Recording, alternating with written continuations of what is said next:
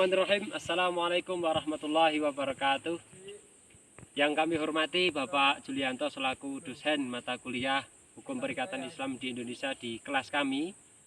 Perkenalkan, nama saya Abdul Rahman, NIM 192111099. Di sini saya akan melengkapi tugas daripada mata kuliah Hukum Perikatan Islam di kelas kami, yaitu kelas HES 4C. Maka dari itu, simak video kami untuk memahami apa yang dapat kami rangkum di video selanjutnya. Hayya nabda. Bab pertama yaitu hukum perikatan Islam, alasan diajarkan dan sumber-sumber hukum. Dalam hukum Islam dikenal dengan istilah perikatan dan perjanjian. Perikatan dalam Islam adalah suatu hukum yang mengikat seseorang dengan orang lain dalam suatu perjanjian yang diatur secara syariat Islam. Perikatan dalam perspektif hukum Islam sering diidentikan para ahli dengan akad, karena sama-sama menyangkut keterlibatan kedua belah pihak sehingga menimbulkan hak dan kewajiban atau prestasi yang harus dipenuhi. Alasan diajarkannya hukum perikatan Islam di Fakultas Hukum diantaranya adalah untuk melayani kebutuhan umat Islam Indonesia dalam menjelaskan muamalah mereka di bidang perikatan, khususnya dalam perniagaan dan kegiatan usaha, sekaligus untuk pemenuhan pembentukan tatanan hukum nasional kita, apalagi pada saat ini sudah banyak bank-bank yang berdiri. Maka untuk mahasiswa khususnya Fakultas Hukum harus memenuhi tentang hukum perikatan Islam, karena itu sebagai bekal di masa depan. Sumber-sumber perikatan dalam Islam menurut Al-Zarqa ada 5, yaitu akad atau kesepakatan, al-akad kehendak sepihak, perbuatan merugikan, perbuatan bermanfaat, dan yang terakhir yaitu syarak. Sedangkan sumber landasan hukum perikatan Islam itu ada 3, yaitu Al-Quran dan hadis, dan juga ra'yu atau akal pikiran manusia yang terhimpun dalam ijtihad dan ijma'. Bab kedua, dasar berlakunya hukum perikatan Islam di Indonesia. Dasar filosofis, yuridis, sosiologis, kedudukan hukum perikatan Islam dalam tatanan hukum Indonesia, dan perbandingan antara HPI, HPB, dan HPA. Dari urian di atas dapat diambil kesimpulan bahwa hukum perikatan Islam memiliki 3 dasar, yaitu dasar filosofis. Menurut Profesor Haji Abdul Ghani Abdullah, SH, ada 2 hal yang besar yang mendasari berlakunya hukum perikatan Islam, yaitu akidah dan syariah. Yang kedua adalah dasar yuridis. Hukum perikatan Islam merupakan salah satu sumber dari hukum nasional di bidang perikatan, di samping hukum perikatan adat dan hukum perikatan menurut KUHP. Secara formal, yuridis hingga saat ini belum ada pengaturan tersendiri tentang hukum perikatan Islam di Indonesia. Dasar sosiologis. Secara sosiologis, berlakunya hukum perikatan Islam di Indonesia didasari oleh mayoritas penduduk Indonesia yang mengaku beragama Islam. Kedudukan hukum Islam, termasuk di dalam hukum perikatan Islam setelah Indonesia merdeka, sudah lebih kukuh tanpa dikaitkan dengan hukum adat. Hal ini dapat dilihat dari pembinaan hukum nasional yang berprinsip sebagai berikut. Hukum Islam yang disebut dan ditentukan oleh peraturan perundang-undangan dapat berlaku langsung tanpa harus melalui hukum adat. Republik Indonesia wajib mengatur suatu masalah sesuai dengan hukum Islam sepanjang hukum itu hanya berlaku bagi pemeluk agama Islam. Kedudukan hukum Islam dalam sistem hukum Indonesia sama dan sederajat dengan hukum adat dan hukum barat. Hukum Islam juga menjadi sumber pembentukan hukum nasional di samping hukum adat, hukum barat, dan hukum lainnya yang tumbuh dan berkembang dalam negara Republik Indonesia. Pada bab kedua ini kita juga dapat memahami tentang perbandingan antara HPI, HPI, HPB, dan HPA berdasarkan landasan filosofis, sifat, ruang lingkup, proses terbentuknya, sahnya perikatan, dan sumber hukum. Bab ketiga, karakteristik hukum perikatan Islam, aspek-aspek hukum Islam, dan asas-asas hukum perikatan Islam. Karakteristik hukum dalam Islam berbeda dengan hukum-hukum lain yang berlaku di masyarakat. Menurut Yusuf Qaradawi, Karakteristik hukum dalam Islam adalah komprehensif dan realitas.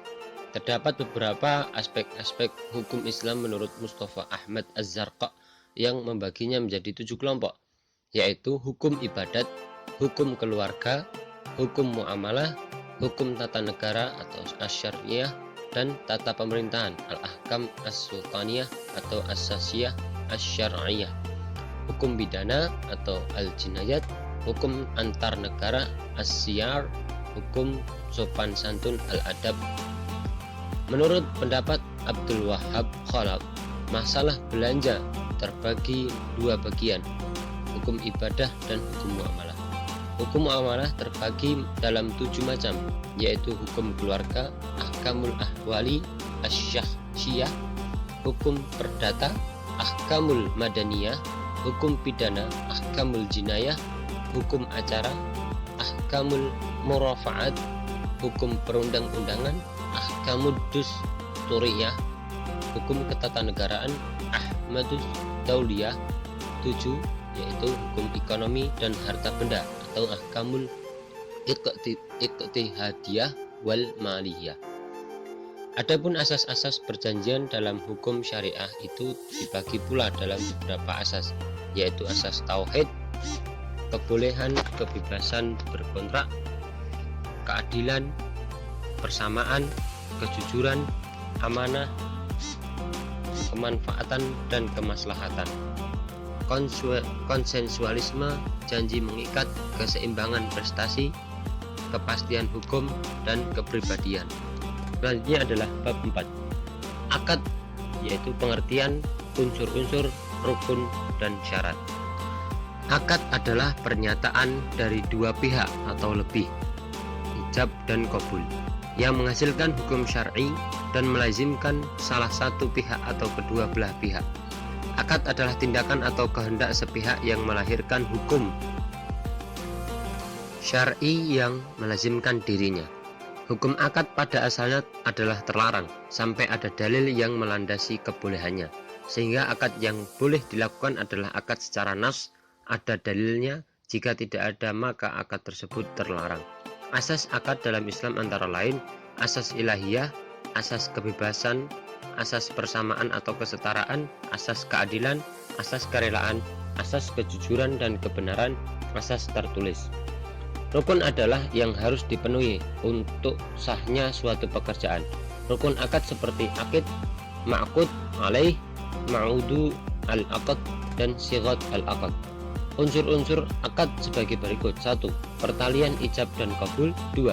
Dibenarkan oleh syarat. 3. Mempunyai akibat hukum terhadap objeknya. Adapun syarat pembentukan akad adalah syarat in'iqad, syarat sah, dan syarat nafad. Selanjutnya bab 5, bentuk-bentuk perikatan dalam kegiatan usaha. 1. Akad pertukaran dan akad kerjasama. Akad pertukaran juga biasa disebut Natural Certainty Contract (NCC). NCC adalah suatu jenis kontrak transaksi dalam bisnis yang memiliki kepastian keuntungan dan pendapatannya baik dari segi jumlah dan waktu penyerahannya yang biasa dalam bidang perniagaan. Syarat dan prinsip dari akad pertukaran adalah pihak-pihak objek pertukaran, kesepakatan atau ijab qabul. Selanjutnya, percampuran berarti kerjasama atau asyirkah. Akad pencampuran ialah akad yang mencampurkan aset menjadi satu kesatuan dan kemudian kedua belah pihak menanggung risiko dari kegiatan usaha yang dilakukan dan membagi keuntungan atau pendapatan sesuai kesepakatan. Setiap akad pencampuran harus memenuhi syarat sebagai berikut. Yang pertama, masing-masing pihak yang berserikat berwenang melakukan tindakan hukum atas nama persatuan dengan izin pihak yang lain. Segala akibat dari tindakan tersebut, baik keuntungan maupun kerugian, ditanggung secara bersama-sama. Syarat-syarat syirkah dalam pelaksanaannya dibagi menjadi 2, yaitu umum dan khusus. Dasar hukum musyarakah atau syirkah berdasarkan Al-Quran dan hadis ialah Al-Quran surat An-Nisa ayat 4, Al-Quran surat An-Nisa ayat 12, Al-Quran surat As-Sad ayat 24, dan dalil hadis qudsi riwayat Abu Daud dari Abu Hurairah. Bab 6, yaitu bentuk-bentuk perikatan dalam kegiatan usaha 2. Akad pemberian kepercayaan. Akad pemberian kepercayaan terjadi semata-mata didasarkan pada asas kepercayaan yang lebih berdimensi sosial, memiliki beberapa prinsip, yaitu prinsip tidak boleh memakan harta orang lain secara batil, saling rela, tidak mengandung praktik eksploitasi, dan saling merugikan, tidak mengandung riba. Pemberian kepercayaan dalam KUH Perdata bagian 2 pasal 1800 sampai 1806 pada dasarnya sama dengan hukum Islam, Al-Quran, hadis, pendapat para ulama, yaitu sama-sama merupakan pemberian kuasa, penyerahan dan pelaksanaan sesuatu atas nama orang lain atas dasar persetujuan. Bab 7, penggolongan akad. Akad secara garis besar berbeda satu dengan yang lainnya.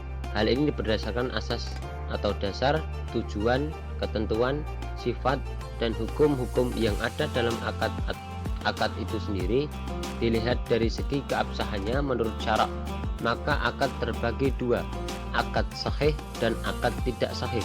Dari segi penamaannya, para ulama fikih membagi akad menjadi 2 macam, yaitu akad musammah dan akad ghairu musammah. Dilihat dari segi disyariatkannya, akad atau tidak terbagi 2, akad musyara'ah, akad mamnu'ah. Dilihat dari sifat bendanya, akad dibagi 2, yaitu akad ainiyah dan akad ghairu ainiyah. Dilihat dari segi tujuan, akad dibagi menjadi 4 golongan, yaitu yang tujuannya tamlik atau untuk memperoleh sesuatu, yang tujuannya mengokohkan kepercayaan saja, yang tujuannya menyerahkan kekuasaan, dan yang tujuannya memelihara. Akad pertukaran barang yang tidak sejenis juga terbagi menjadi 2, yaitu pertukaran uang dengan barang dan pertukaran barang dengan barang atau manfaat dengan uang. Bab 8, kedudukan hukum perikatan Islam dalam lembaga ekonomi syariah di Indonesia. Produk perbankan syariah berbasis pada ikatan kontrak atau perjanjian antara 2 pihak terkait, di mana 2 pihak sepakat dalam ikatan hukum perikatan yang berdasar pada hukum Islam. Asuransi syariah atau yang kita kenal dengan takaful merupakan pihak yang bertanggung jawab penjamin atas segala risiko kerugian, kerusakan, kehilangan, atau kematian yang dialami oleh nasabah. Dalam hal ini, si tertanggung mengikat perjanjian pinjaman risiko dengan isi penanggung atas barang atau harta, jiwa, dan sebagainya berdasarkan prinsip bagi hasil yang mana kerugian dan keuntungan disepakati oleh kedua belah pihak. Prinsip-prinsip asuransi syariah antara lain prinsip tauhid, prinsip ta'awun, prinsip keadilan, prinsip saling kerjasama, prinsip amanah, prinsip kerelaan, prinsip larangan riba, dan prinsip larangan gharar. Bab 9, yaitu kedudukan hukum perikatan Islam dalam lembaga ekonomi syariah di Indonesia. Pasar modal syariah adalah tempat atau sarana bertemunya penjual dan pembeli instrumen keuangan syariah yang dalam bertransaksi berpedoman pada ajaran Islam. Kedudukan Undang-Undang Perbankan Syariah dalam sistem Undang-Undang Perbankan Nasional adalah sebagai lex specialis, karena UU Perbankan Syariah merupakan undang-undang yang khusus mengatur perbankan syariah. Sedangkan UU Perbankan mengatur perbankan secara umum, baik perbankan syariah maupun perbankan konvensional. Bab 10, yaitu tinjauan hukum Islam terhadap transaksi bisnis modern, yaitu bisnis MLM, waralaba, dan e-commerce. Hukum dari ketiga kegiatan di atas menurut perspektif hukum Islam adalah mubah atau boleh selama tidak menyalahi ketentuan-ketentuan yang telah ditetapkan syarak atau tidak mengandung unsur-unsur yang menyimpang seperti riba, gharar, darar, jalalah, masyir, asusila, haram, ihtikar, berbahaya, dan lain-lain. Bab 11, tinjauan HPI terhadap transaksi bisnis modern 2, bisnis EFT, kredit card, dan masalah persaingan usaha. Dalam suatu sistem ekonomi terdapat beberapa subsistem, yaitu produksi, distribusi, konsumsi, dan sarana penunjang lainnya. Dalam Islam tentu sudah mengatur masalah hukum dan norma syariat Islam mewarnai interaksi dan transaksi dalam masalah tersebut. Hukum dan norma di atas bila ditarik dari sumbernya, maka Al-Quran dan Hadislah yang menjadi sumber utamanya. Begitulah penjelasan dari rangkuman saya, kurang dan lebihnya saya mohon maaf. Wassalamualaikum warahmatullahi wabarakatuh.